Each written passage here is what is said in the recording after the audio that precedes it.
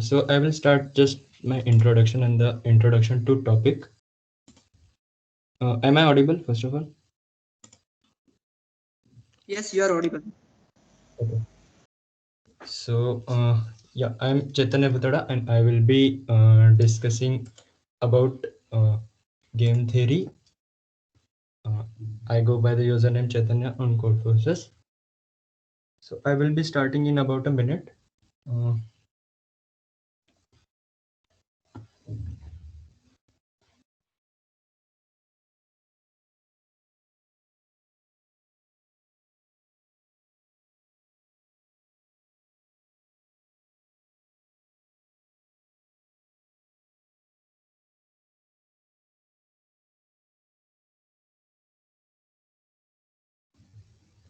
Uh, so yeah, we will be discussing two theorems uh, regarding game theory. One is NIM and other is Sprague-Grundy theorem.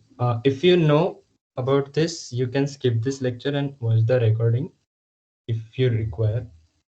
This is for ones who don't know about this basically. So what is NIM? So it is a basically two-player game in which we are given uh, many heaps of objects. Suppose this is the given structure. Suppose this consists of four objects. This consists of three. These three and these three. So what a person does is he picks a NIM heap and takes some number of objects, non-zero number of objects, suppose X number of objects out of it, which should not be zero, and uh, and then the second player does the same. So this is a basically player one plays first, and then player two goes. Yes. Mhm. Okay. So this is the game of NIM, and there are many variants, but mostly uh, the basic around all of this is the same. So the winner is the one who chooses the last object, or the in other words, player unable to move loses. So this is the game of NIM. So for example, uh, heap 1 consists of one object and heap 2 consists of two objects. For player 1 to win, he will take one from the second heap. Now player 2 can't do much. He must take one from one of the heap. So let's suppose he takes from heap 1, then player 1 takes from heap 2, and then as 1 took the last object, player 1 wins and player 2 loses. So so there is a easy okay, I will first uh, show that. Suppose uh, we are saying that we can prove a state is a losing state or a winning state. Like suppose 2 comma 2 was a sorry, 2 comma 1.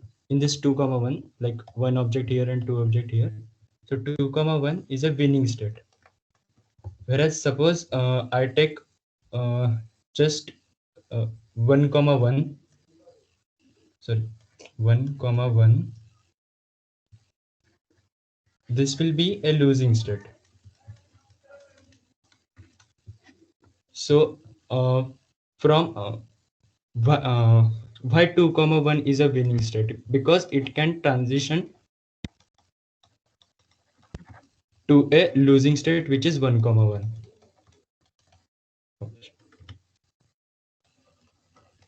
Whereas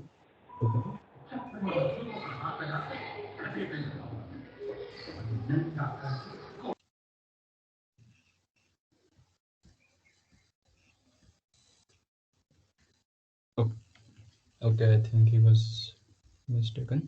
Okay, so 2 comma 1 is a winning state and 1 comma sorry, 2 comma 1 is a winning state and 1 comma 1 is a losing state.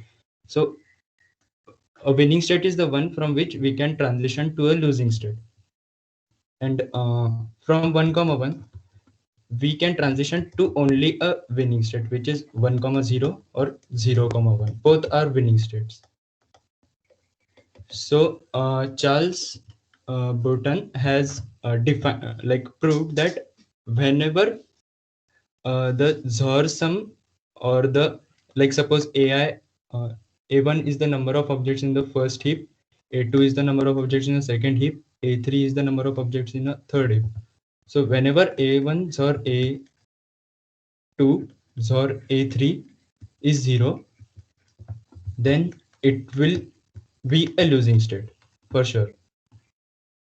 If first and second both player plays ideally. Now if this is not equal to 0, not equal to 0, then it will be a winning state.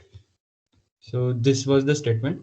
So like we saw, 2 comma 1 is a winning state in the previous example, 2 comma 1, and 2 comma 2 is a losing state. You can show it, like you can't win in taking two objects in heap 1 and two objects in heap 2. So I will be talking about the proof. So Excuse me. yeah. What is the aim here? Like we have to choose one ball at a time, or we can choose as many balls at a time.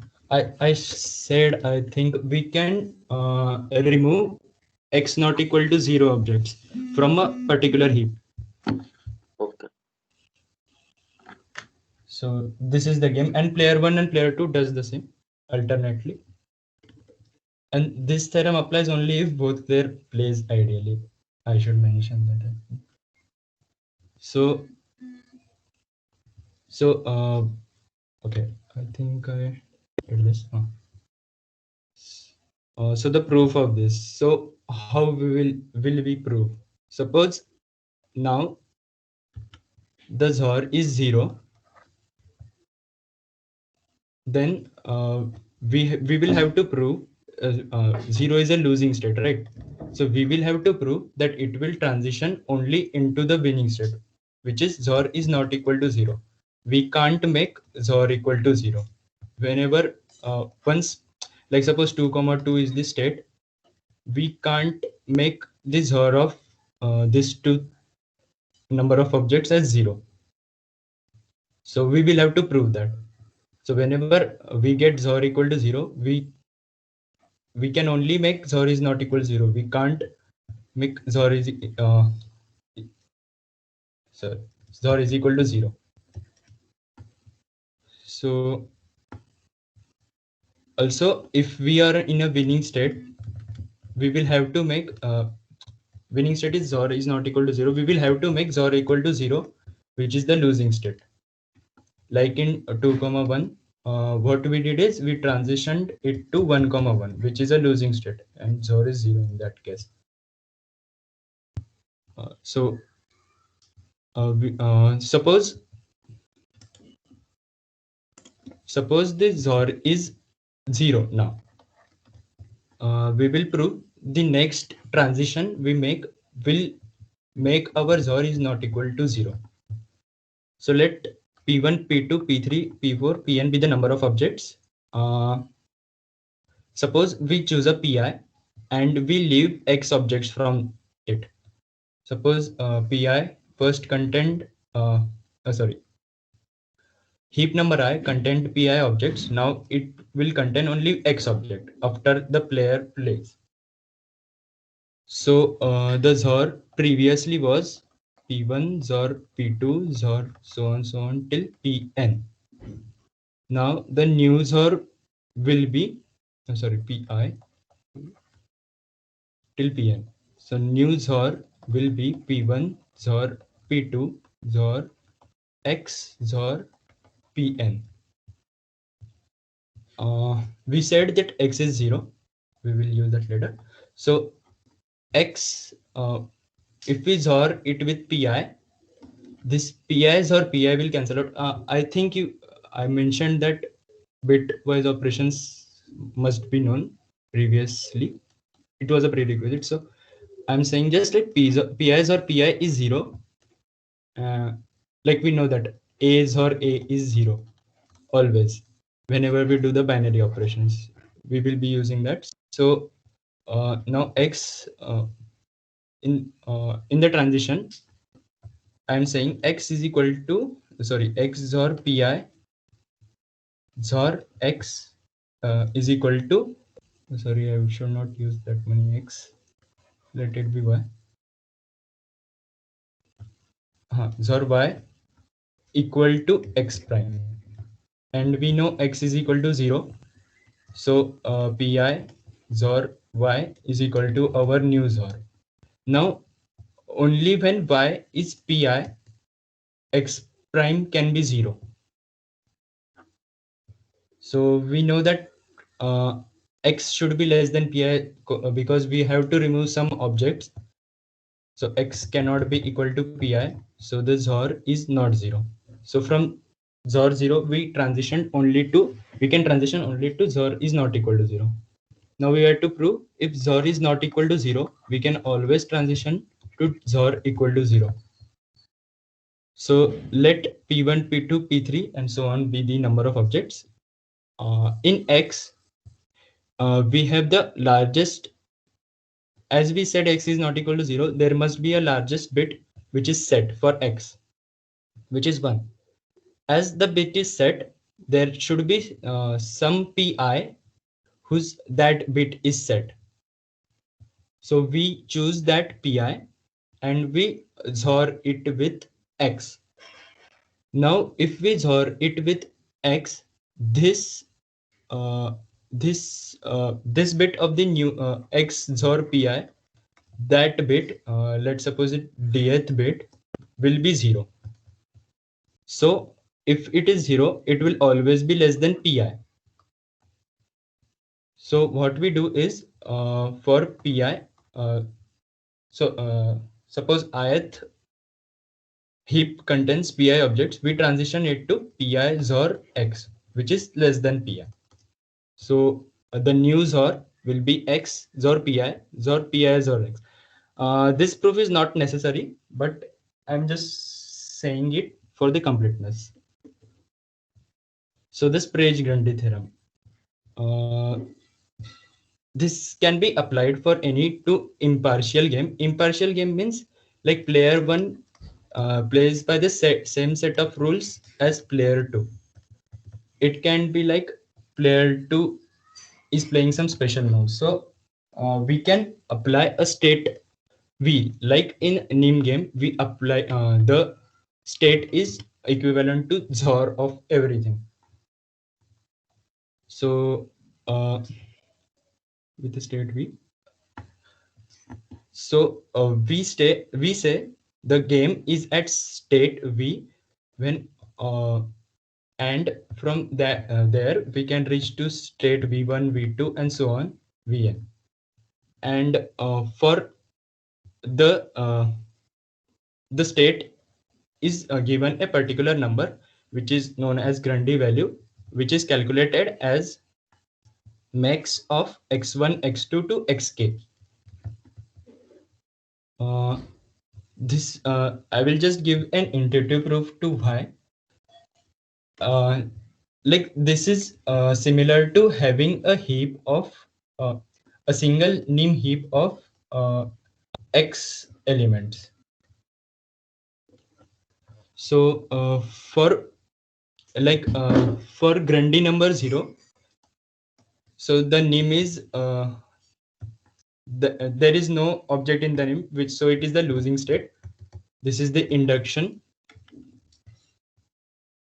For P equal to max x1 to xk. Now we say for any integer, if P is equal to max, I hope you know what is max. So max of 0, 1, 2, 3 is 4. Like the max means maximum, minimum excluded number, and max of, suppose I say 1, 2 is 0. Like 0 is the, we talk about whole numbers here in max. So if the max of x1 to xk is P, So for all integers from 0 to p minus 1, there exists some xi is equal to I, some xj is equal to I, whatever. So this is equivalent to a single heap of size p. Like from size p, we can go to size p minus 1, p minus 2, and so on till 0. So this is the intuitive proof of Sprague-Grundy theorem. So I will be asking a question. So consider a check strip like 1 cross n. In a single move, the player puts one cross, but it is forbidden to prove cross next to each other. Like we can't prove this. This is not allowed.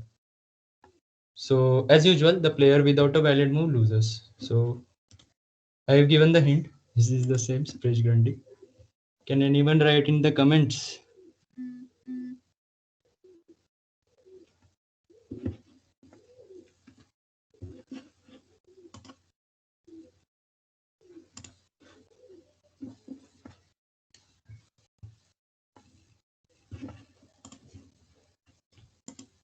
I think I have that.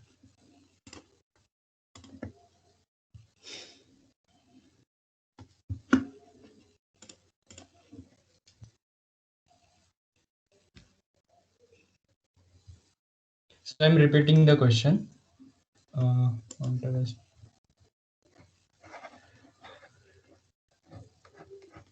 we are given a 1 cross n checkered strip. In one move, we can put one cross, but we aren't allowed to put a cross next to a cross. So, suppose I give you 1 cross 5 strip.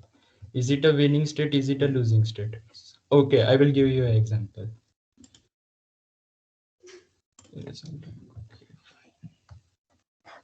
Suppose I start with 1 cross 3, a simple example. The player 1 will just put a cross here and win. Nothing is to be done. 1 cross 2. Player just put cross here. Player 2 can do nothing. Player 1 wins. Similarly, how will you do for 1 cross 4, 1 cross 5, and so on?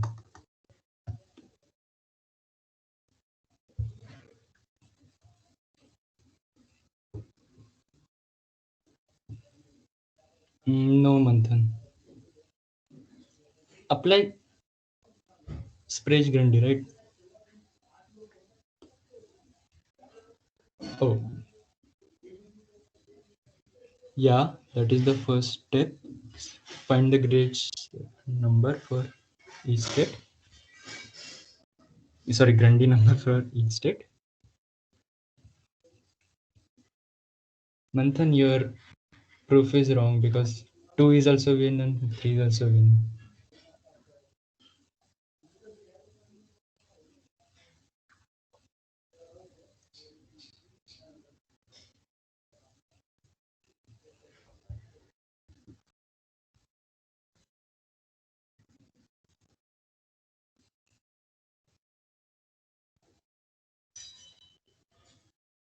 Yeah, we have to calculate ZOR, but like there is a particular formula, right? Like what do we write G of n equal to what of what and what ZOR? ZOR of what?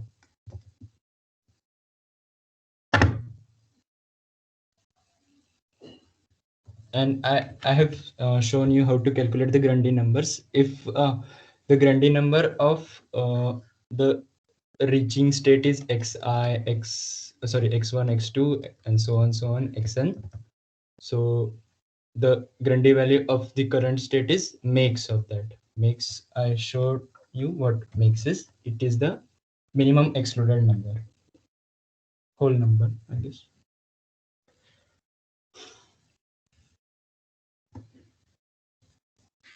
So okay, I will give you a hint for this.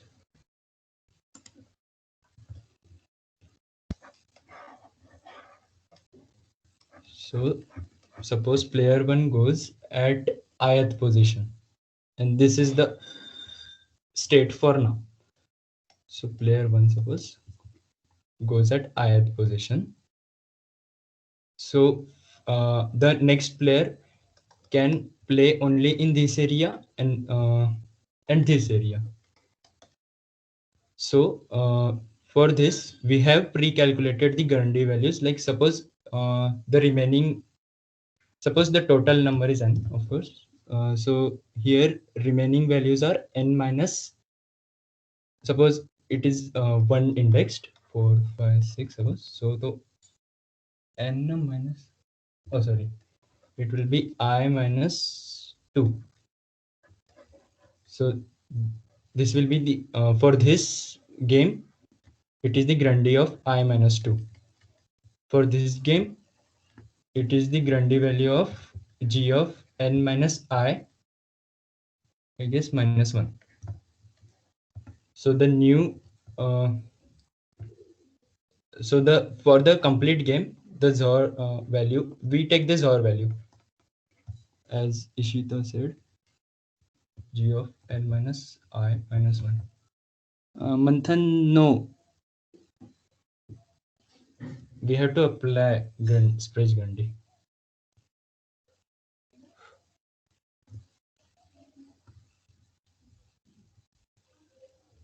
Is it clear? Can anybody write in the chat?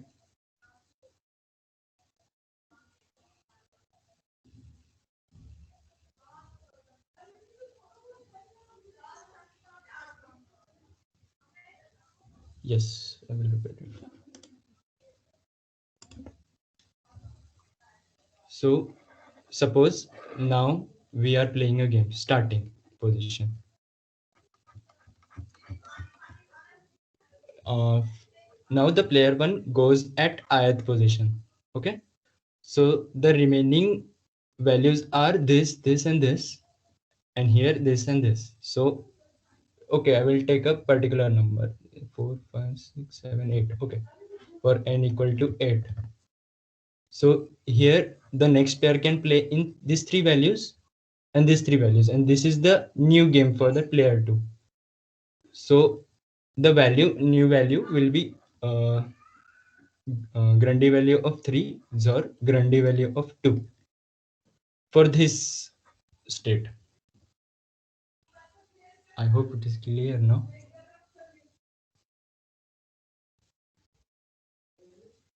Okay. Uh, so pick up from this hint and find a general formula for g of n.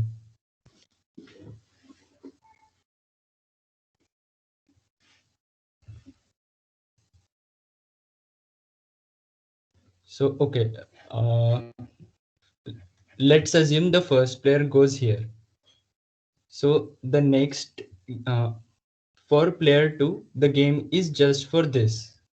There is nowhere else to play. So in the makes value, uh, in just like here, makes of x1 comma so on till xk, we will write here g of n minus 2. Okay. Now suppose that is now suppose at the ith position, what is the formula for that?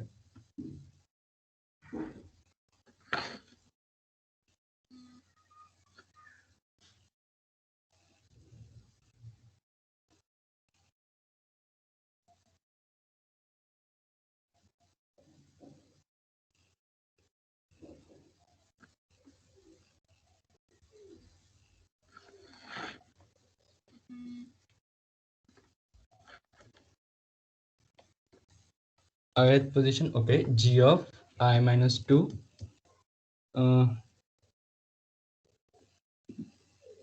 XOR what?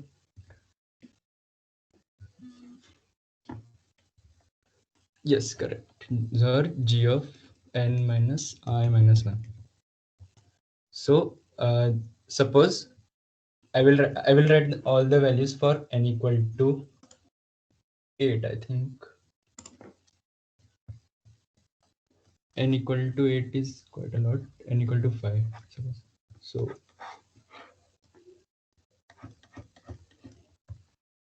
So this is the game. First player goes for the first. Here value will be Grundy number of 3. Now suppose he goes here. So the player 2 can't play in the left side. So remaining is Grundy value of 2. If player 1 plays in the third box. Okay, in the third box, the player 2 can play here or here.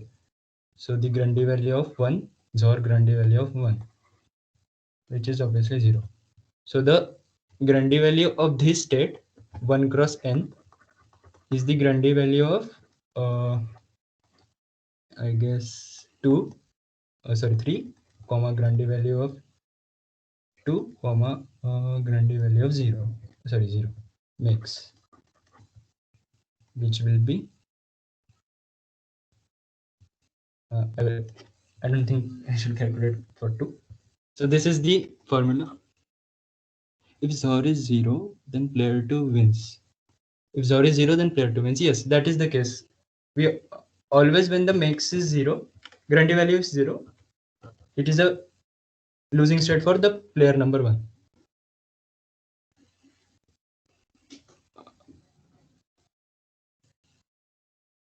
Anything should be repeated? I think it went pretty fast.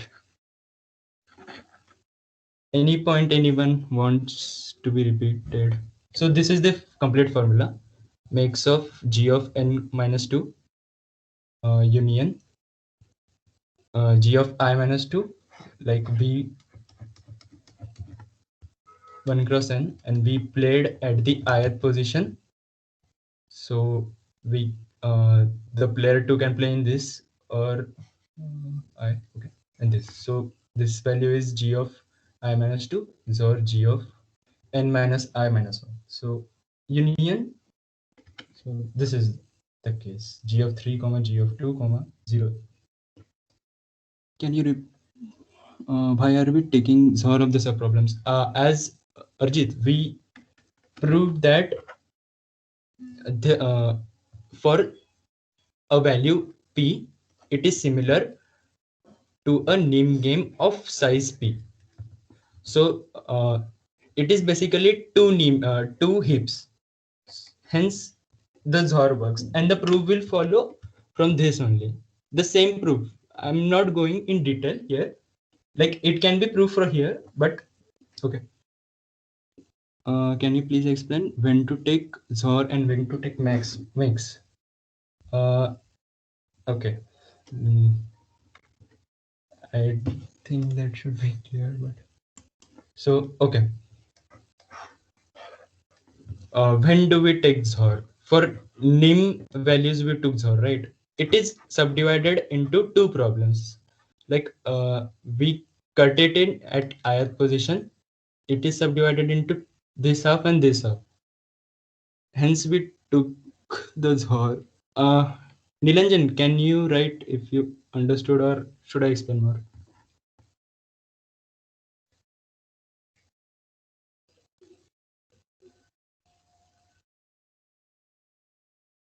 Okay, Ketan, speak.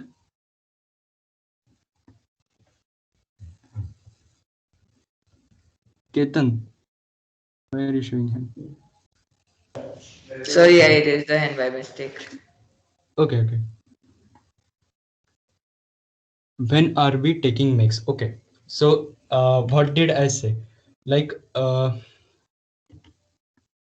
we are moving to a new state, right? Suppose this is the case now. Like suppose I have a big 1 cross n check strip. So we have we see to which state it goes. All the states, we took all the states, we put the check mark here, so it went to g of n minus 2 state. We put the check mark here, it went to g of I guess n minus 3 state. G of 1 is 0 because g of 1 is not 0, but we can't play here. g of 0 is 0. And here, just like that, the similar way. Okay, I will show what. Suppose we play here, then it will be g of 1 or g of n minus 4. Like you can think this sub problem as a nim, and we are playing this side or this side. The player 2 is playing this side or this side. It's like that. Did you get Nilanjan? Okay. Arjit, did you get why are we taking Zor?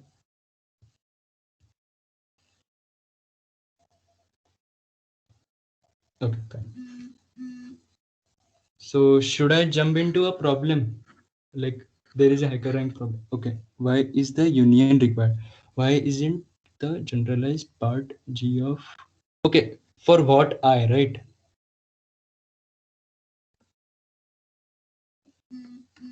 We are going to a states, like we are going to state number x1 or state number x2 or state number xk. We are taking mix of all those state.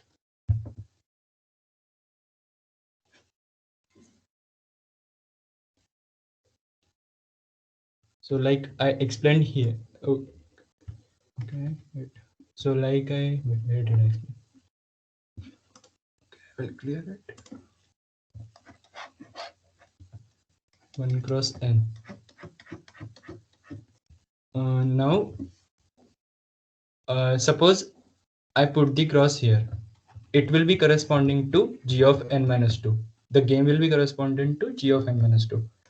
If we put the cross in the second position, the game will be corresponding to g of n minus 3. If we put the cross in the third position, the game will be corresponding to g of 1 or g of n minus 4. So these are the states, and we will take the makes of them. That's what the theorem told us. The new state, the state will be equivalent to makes of all the reachable states. There is not a formal proof, but this is the intuitive proof. Like suppose the nim is at state, like there is a nim of size p, a single heap. It can move to a size of p minus 1, p minus 2, and so on till 0. This is what the proof was written.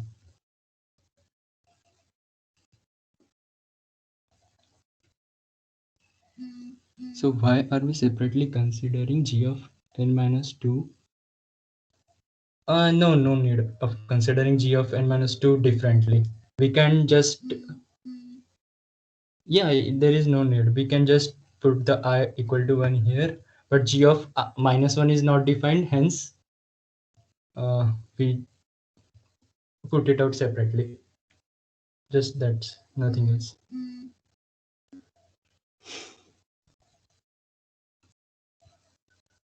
Anything else should I be repeating?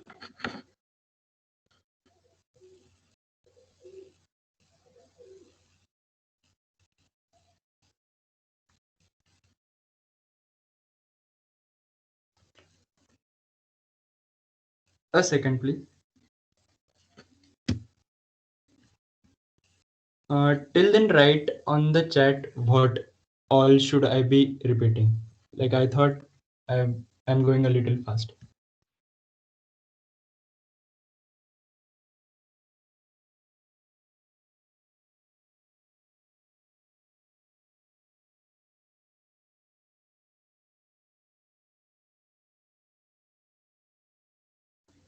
Yes, I will repeat the proof of name.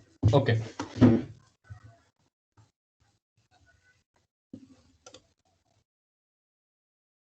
Okay, that's Raghavendra. You did you understand what the name game is, right? Or should I repeat that?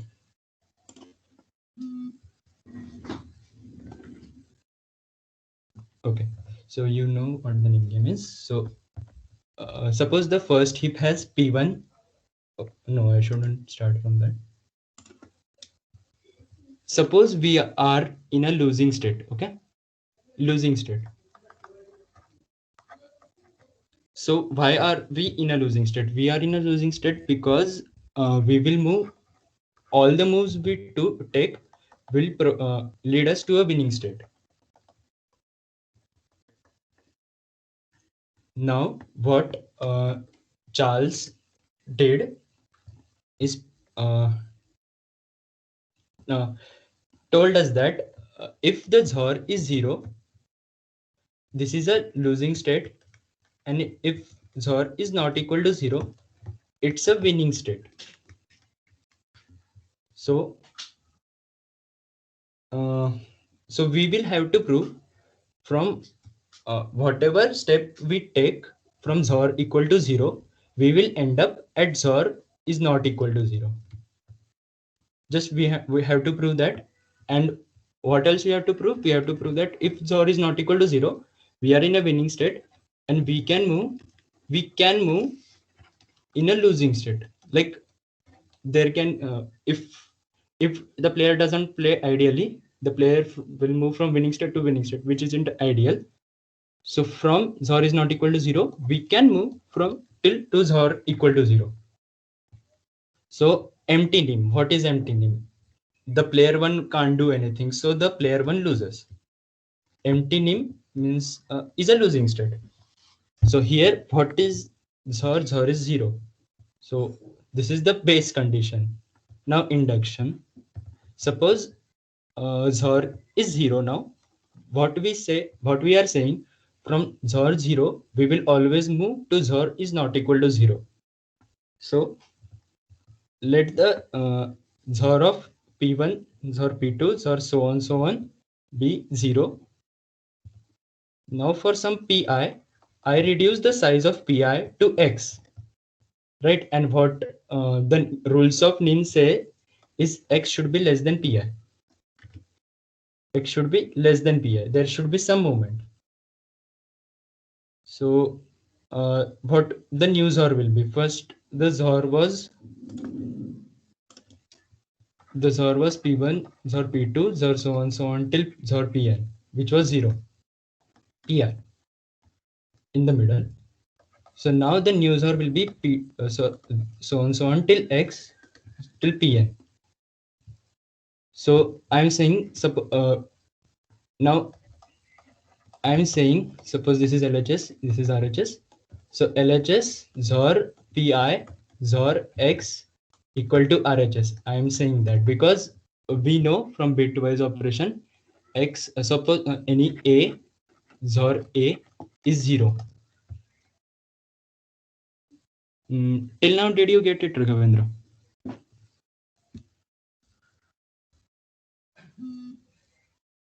Okay.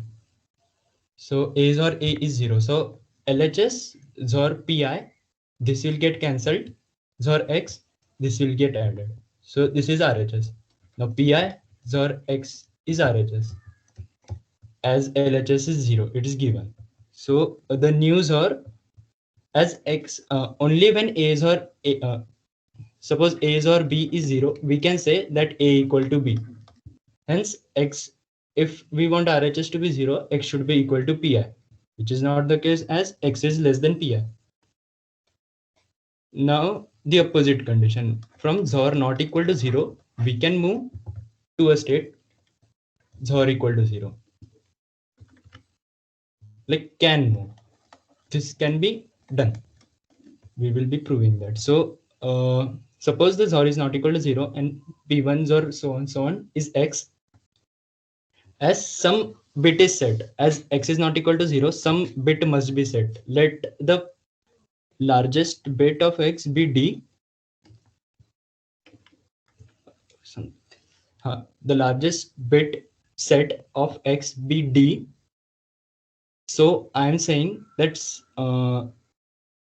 at least one of the Pi must have that bit as set. Only then the Zor's dth bit will be set. Do you understand till now, Raghavendra? Okay. So I'm saying now X XOR Pi. Now whenever I do XOR Pi, dth bit will be 0. So the X XOR Pi will come out to be any there can be any bit here, it doesn't matter. So suppose any bit, any bit, any bit, any bit, 0, and then any bit, any bit, any bit, any bit. So we are saying that X XOR Pi will definitely be less than Pi. So take a heap that contains Pi element, reduce it to Pi XOR X. We know that Pi XOR X is less than Pi, so that is a true condition. Now what we are saying, the XOR was X previously, right? We have removed the Pi number of objects and put Pi XOR X number of objects. XOR Pi XOR X XOR Pi, which is 0. So from XOR is not equal to 0, we move to a condition XOR equal to 0. So this is the proof. From a winning state, we can move to a losing state. Okay, got it. Okay. I think this was.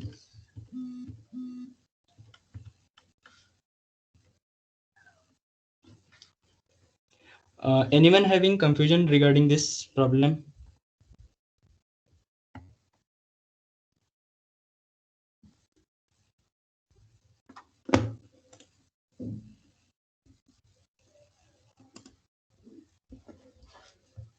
How to find the Grundy number? That's what we did, right?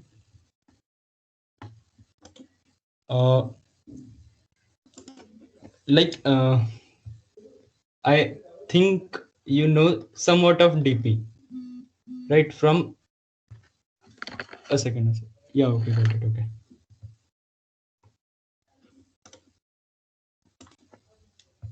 Anyone else have any doubt regarding this question?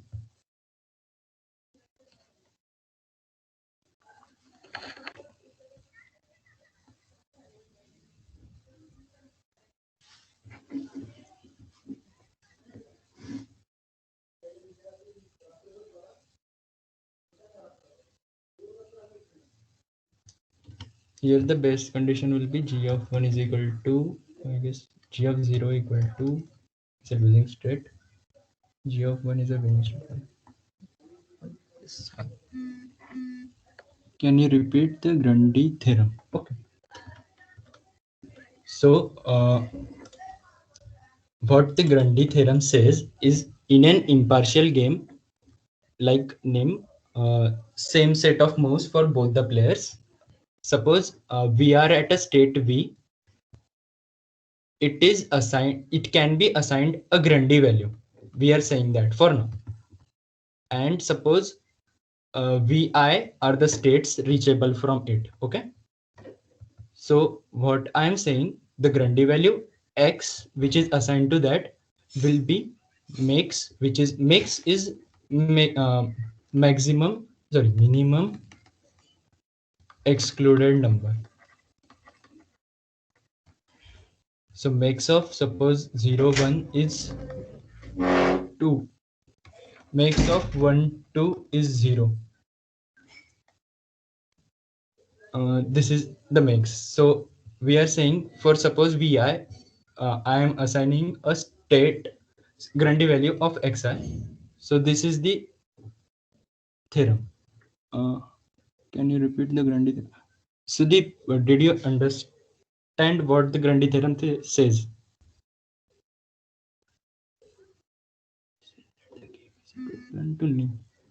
Huh.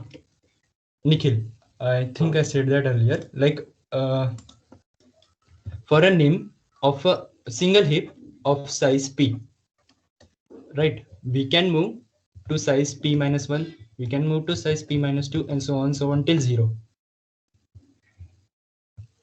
So whenever we assign a Grundy value of P, we can say that it can move to a Grundy value of p minus 1, it can move to a Grundy value of p minus 2, and so on. So this is the intuitive way to say it, I guess.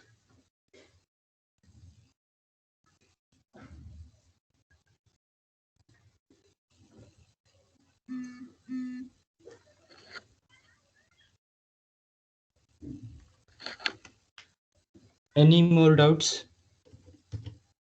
Or I will move on to the question. In about 2 minutes, I will move on to the question from HackerRank. Till then, if there are any doubts,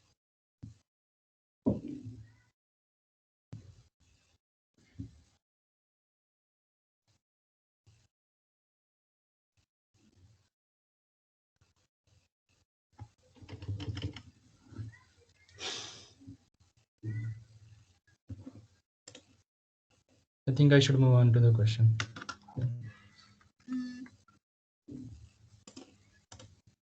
Yeah, you can see the question there.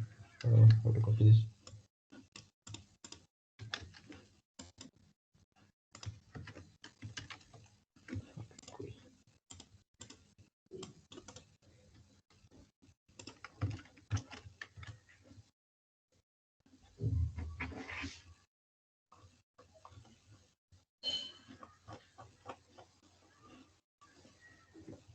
Is the question visible?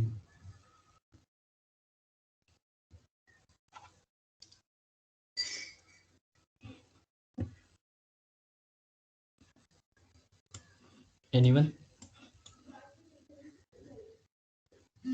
I don't think it can be done. Yes, okay. So I'm giving 2 minutes to read the question. Just read it and I will discuss how to do this.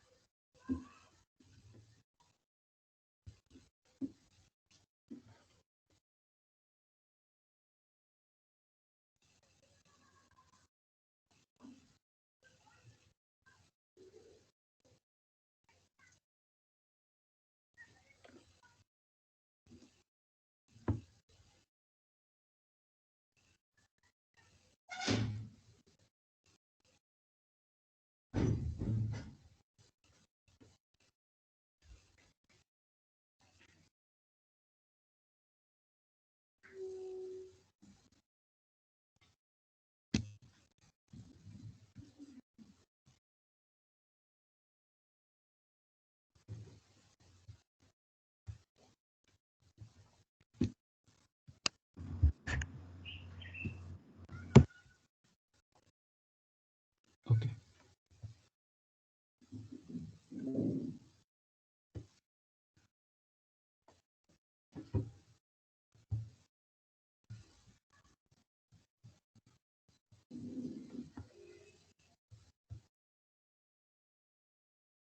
I'm starting the analysis of the question.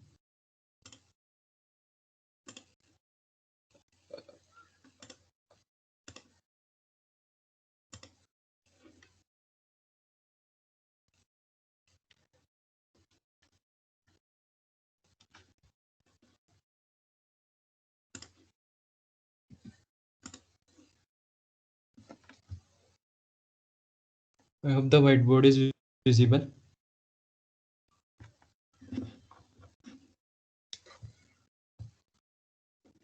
Whiteboard will not be recorded. Okay, fine.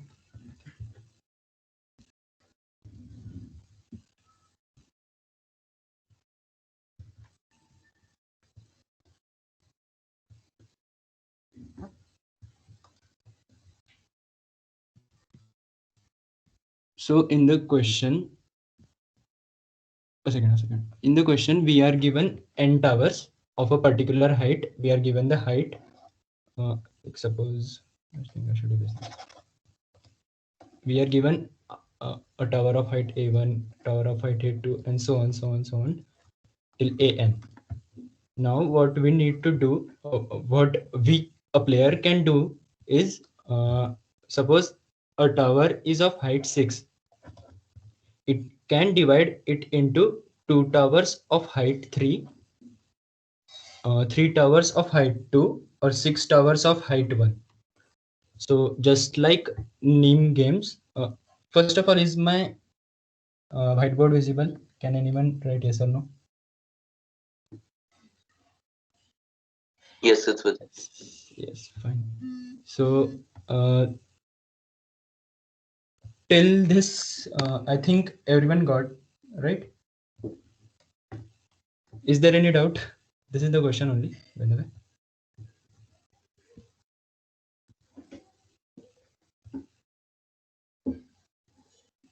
I think I'm assuming you have got it. Is just the question.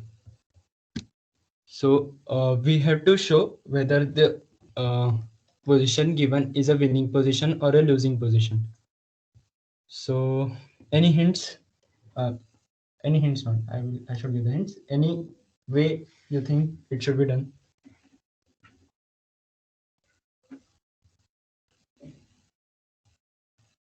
Hint is Praise Grundy.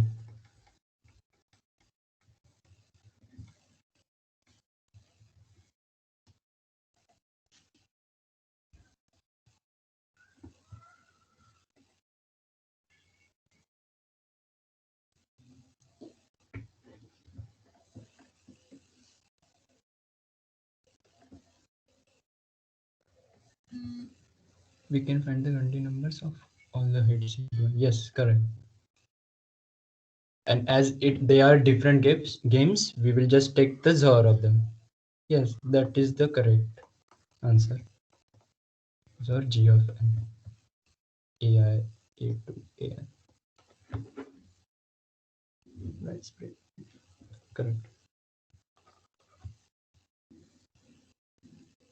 Okay, but here we also have to find, I think, divisors and all, right? Y into Z is equal to X.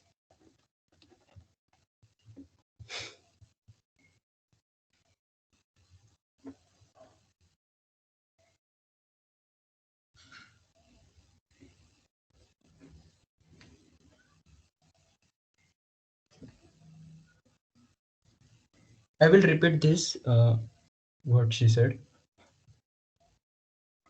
Don't worry about that. Just think for a moment how we will do this problem.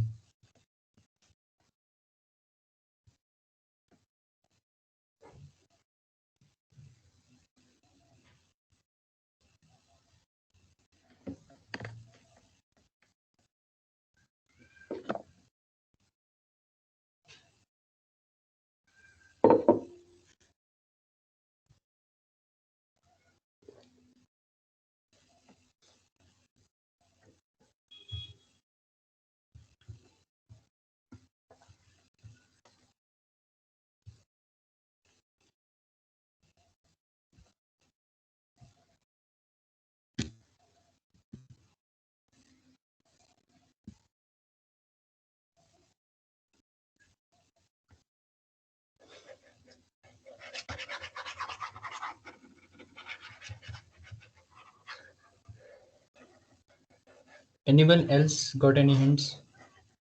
What she said is correct. Manthan, should we make sets of divisors and of heights and find Grundy number of that set, and then a second, make sets of divisors of heights and find Grundy number of the set with all heights. We don't have to XOR with heights, Manthan. We have to XOR with the Grundy value of that height.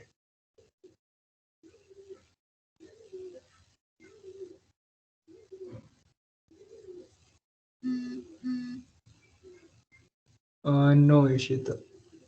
Suppose there is a tower of 6 and there is a tower of, I guess, okay, 6. There are 2 towers. Suppose the player 1 did, what player 1 did is divided it into this. 1, 2, 3, 4, 5, 6. What the next player will do? The same, divide it into 6.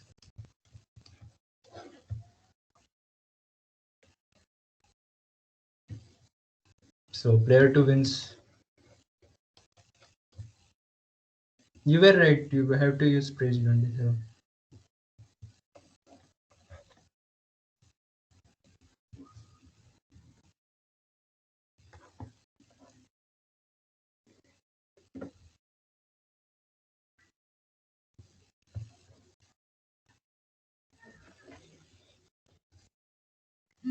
Okay, so if player 1 had divided into 3 towers of 2, no, we can't do anything after 2. Suppose he does this, player 2 does the same 1 1 1. Player 2 still wins.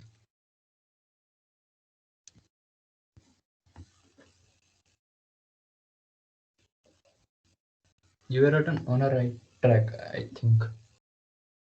Find the Grundy value of heights and then XOR it.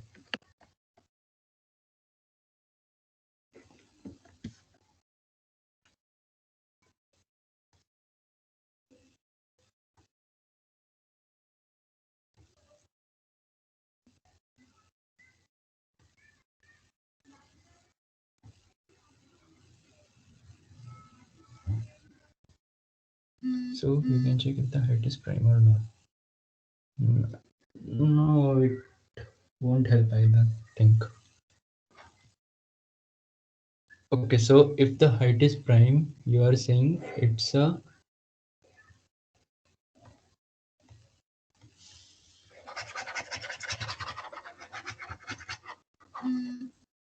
dpi is equal to mix of dpu or dpv, where u and v are all pair of divisors.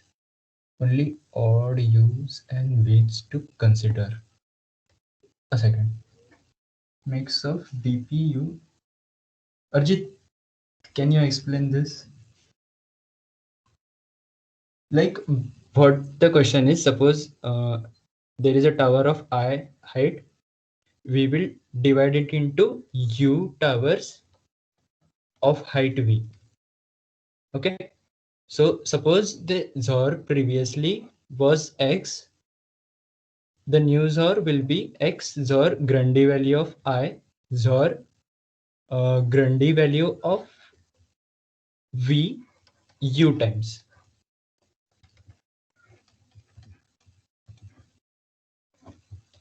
This is to cancel out the Grundy value of I previously and adding VU times. What you have written is a bit wrong.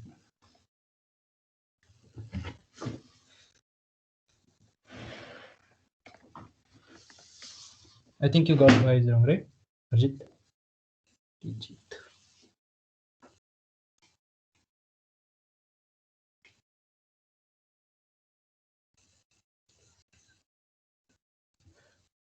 Okay, I think I should explain it now.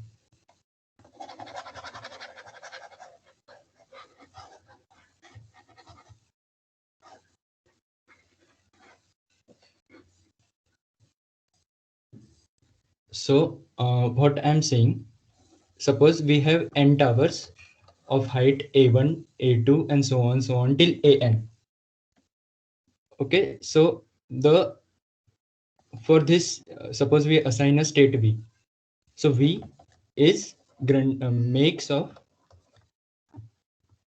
consider which occur odd number of times. Correct. It is a bit correct. So v is the XOR of Grundy values of a1, XOR sorry, what is XOR? XOR of Grundy value of a2, and so on, so on, so on. An. So is this step do you understand this step? Is there any doubt in this step? I mean,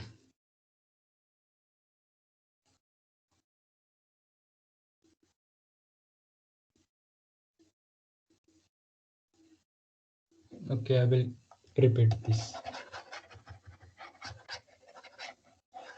So this is our game for now. What Grundy theorem says us, we can apply a number v to this state. Okay, anyone? Okay, fine. So I'm saying this is for this. This is a game of name of size Grundy value of A1, a single heap. This is a single heap with the Grundy value of AN size. So the total game's Grundy value will be Grundy value of A1, so Grundy value of A2, so so on so in AN. I'm saying this is the case. I think this is clear, right? Anyone, yes or no? Silence will be considered yes.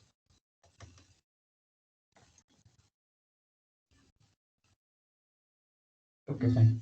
So this is understood. Now for a single value, how will we find the Grundy value? Okay, suppose I have given g of n. How will we find it?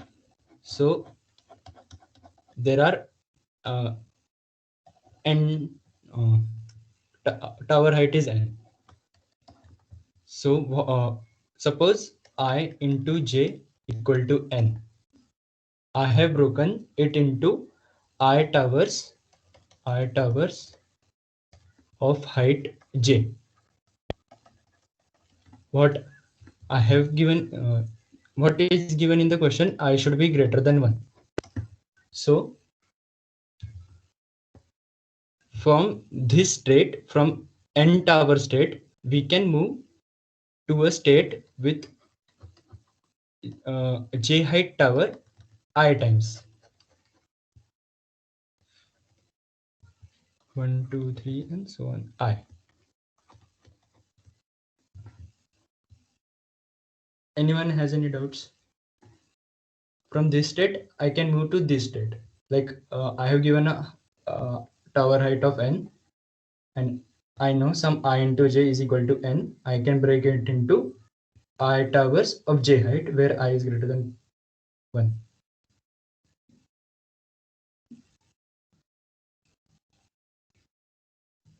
I think this is understood. So for this, what is the Grundy value? The Grundy value of this is g of j, or so on, g of j I times.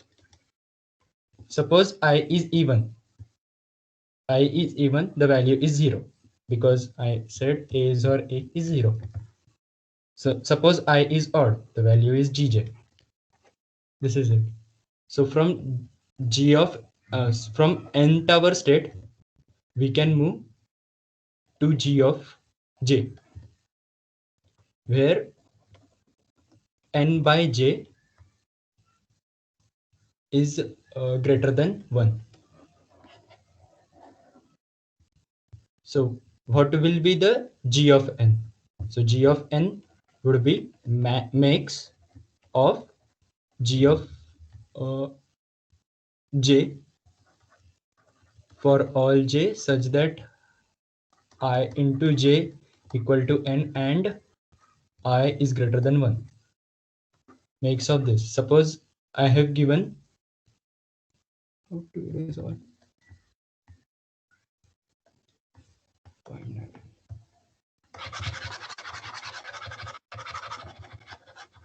Suppose I have given a tower of height 6. I can move it into 2 into 3 or 3 into 2 or 6 into 1. So as 2 towers of height 3. 2 towers of height 3 means 0. As I said, I times, or if I is even, now 3 towers of height 2, g of 2. 6 towers of height 1, g of 1. This is my case. So is this clear? Balance will be considered yes.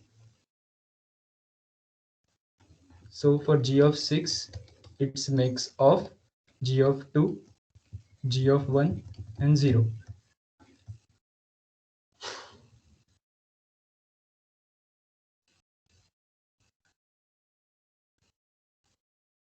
If something is not clear, just tell.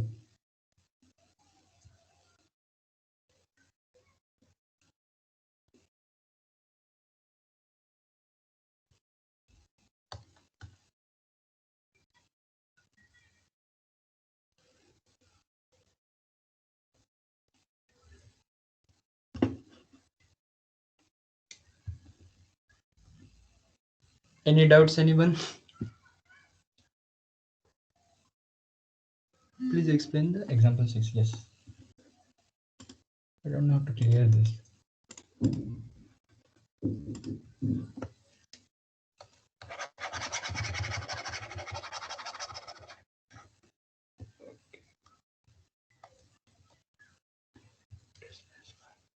Six. Okay. Who will win and how? So 6 from now we want to calculate the Grundy value of 6 from state in which we have a height tower of height 6. We can move to a state in which I have two towers of height 3. So here Grundy value of 3 is our Grundy value of 3, which is 0. I can move to a state in which I have three towers of height 2. So g of 2 is g of 2, the g of 2 is g of 2. I can move to a state I have 6 towers of height 1. So it is g of 1. So as Grundy theorem says us, from a particular state x, I can move to a state 0, g of 2 and g of 1. Sorry, it is 0, I think. 6 of height 1, 0. Huh. Should have been 0.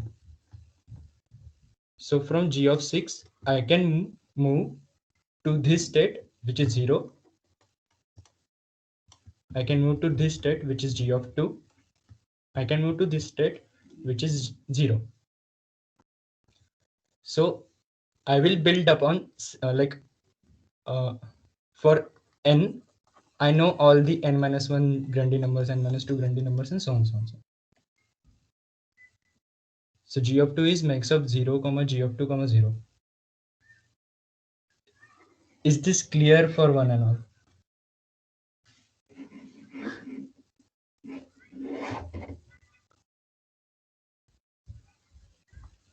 Is this clear now, Ishita?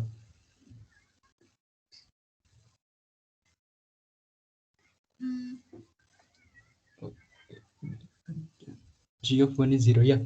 It can't do anything. G of 1 is 0. Using straight. Base condition is g of 1 is 0. I'm starting the code now.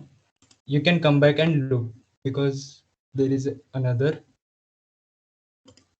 at 6. Wait, where am I going?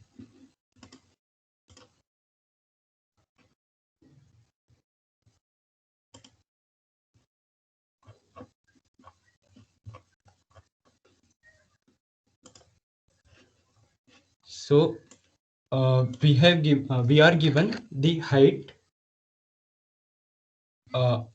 in a vector. So we will pre-calculate the value of Grundy numbers by what we just said.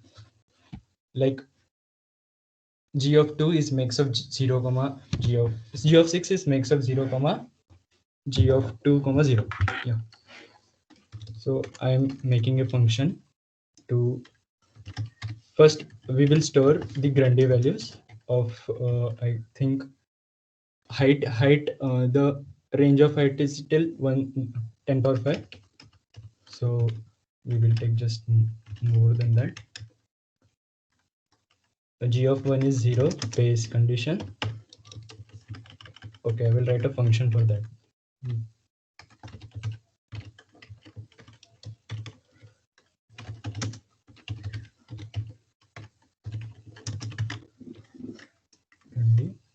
G of 1 is 0. Now for all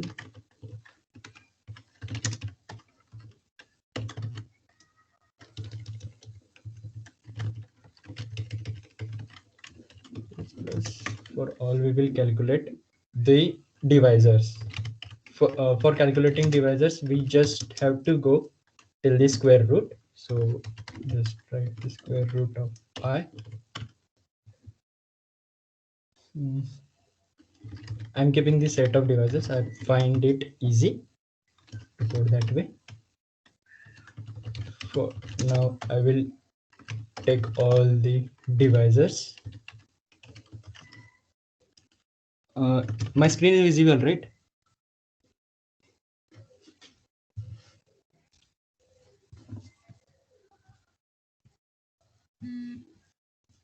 Okay. So I will take all the divisors. If I percentage j is equal to 0, I will put it in the set of divisor. So, okay, fine. Insert j, j and I by j.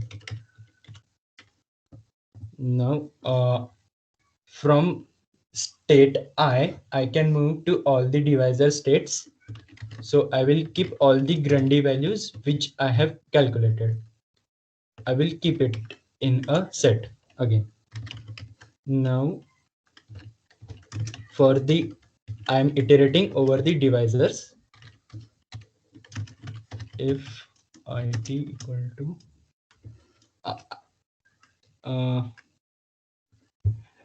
does anyone have any doubt over how to iterate over array? Just look over it, right? It's not that big deal. So here it is the number of towers we divide into. So as the game says, we can't divide it into one tower. So we will just continue it there. Now, if we divide it into even number of towers, we will have the Grundy value of 0. Else we will have the Grundy value of g of I by it. I think, yeah. Now we will make a makes function just to calculate the makes of all.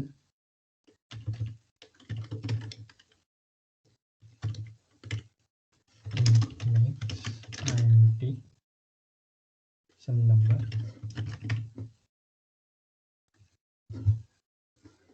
So suppose we will start from 0. While we can't, okay, oh, I'm giving set, right?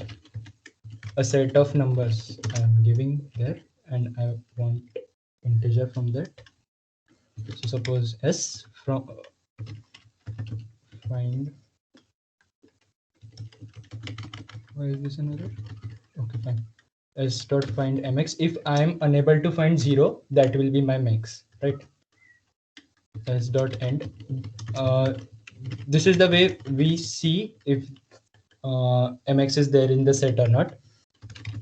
So we will return mx. No, sorry. If we do not find, we will increase the value, and when just break when we find it and return that value. This way we find the makes. Now what we have to do? This as they have given 200 test cases, we will just do one times. I'm just keeping for simplicity a flag that I have done it. No need to do it again. Okay, no flag equal to. Oh, okay. If flag, you can return directly. Okay. Why is this an error? I'll see it.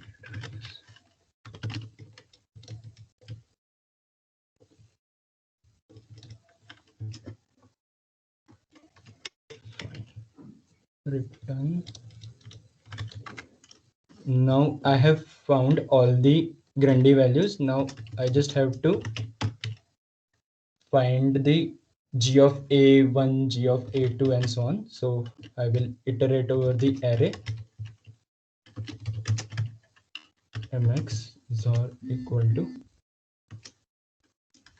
it. If now we know if mx is 0, that is a losing state, we will return 2, we will return 1. I hope you have seen the question, otherwise it will not make sense. Okay, I hope it works.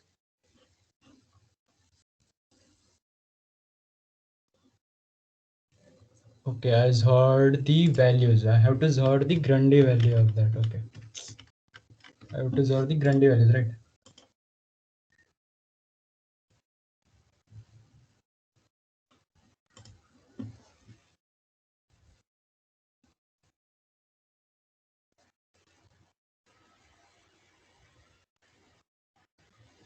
Okay.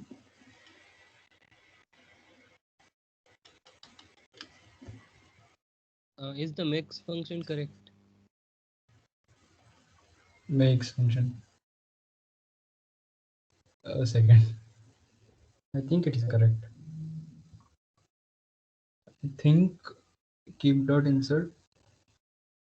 A second. Anyone? Maybe I will increase this limit.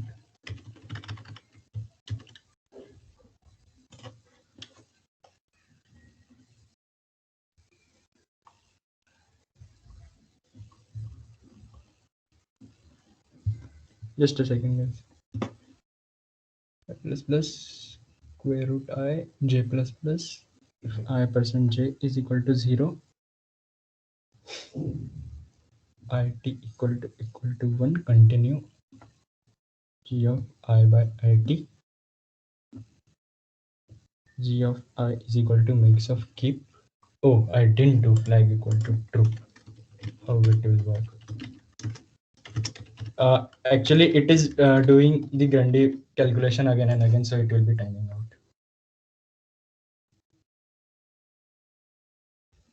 Yeah, fine. So I think that's about it.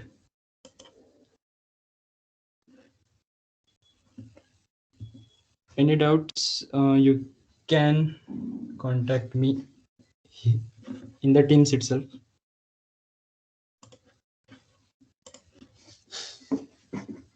So should any doubts? Or should I share my code again? I think I should.